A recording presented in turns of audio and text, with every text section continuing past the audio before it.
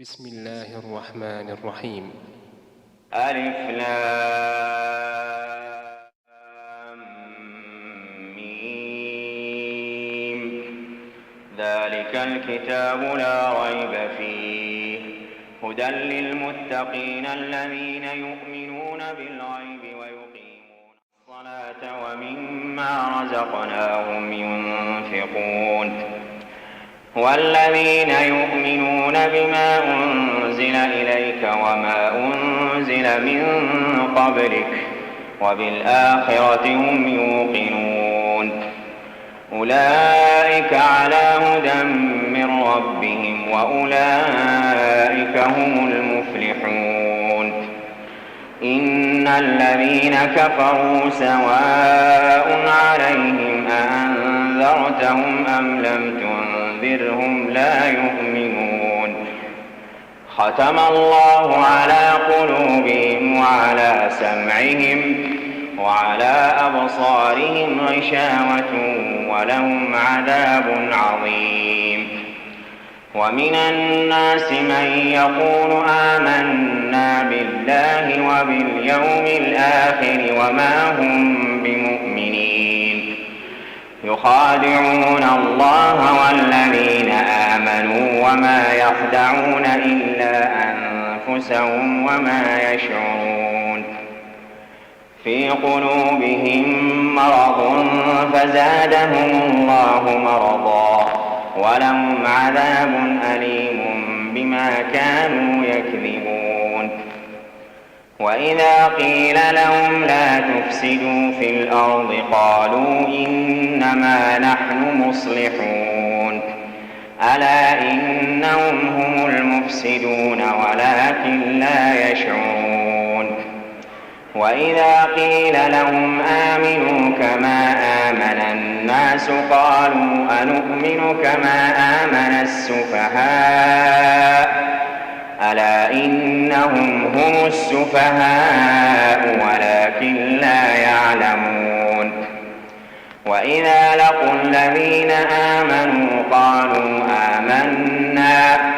وإذا خلوا إلى شياطينهم قالوا إنا معكم إنما نحن مستهزئون الله يستهزئ بهم ويمدهم في طغيانهم يعمهون أولئك الذين اشتروا الضلالة بالهدى فما ربحت تجارتهم وما كانوا مهتدين مثلهم كمثل الذي استوقد نارا فلما أضاءت ما حوله ذهب الله بنورهم وتركهم في ظلمات لا يبصرون صم بكم عمي فهم لا يرجعون أو كصيب من السماء فيه ظلمات ورعد وبرق يجعلون أصابعهم في آذانهم من الصواعق حذر الموت والله محيط بالكافرين يكاد البرق يخطف أبصارهم كلما أضاء لهم مشوا فيه وإذا أظلم عليهم قاموا ولو شاء الله لذهب بسمعهم وأبصارهم إن الله على كل شيء قدير يا أيها الناس اعبدوا ربكم الذي خلقكم والذين من قبلكم لعلكم تتقون الذي جعل لكم الأرض فراشا والسماء بناء وأنزل من السماء ماء فأخرج به من الثمرات رزقا لكم فلا تجعلوا لله أندادا وأنتم تعلمون وإن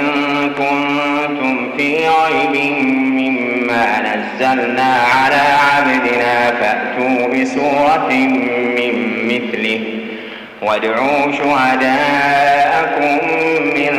دون الله إن كنتم صادقين فإن لم تفعلوا ولن تفعلوا فاتقوا النار التي وقودها الناس والحجارة أعدت للكافرين وبشر الذين آمنوا وعملوا الصالحات أن لهم جنات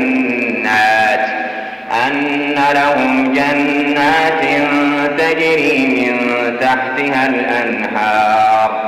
كلما رزقوا منها من ثمرة رزقا قالوا هذا الذي رزقنا من قبل وأتوا به متشابها ولهم فيها أزواج مطهرة وهم فيها خالدون إن الله لا يستحيي أن يضرب مثلا ما بعوضة فما فوقها فأما الذين آمنوا فيعلمون أنه الحق من ربهم وأما الذين كفروا فيقولون ماذا أراد الله بهذا مثلا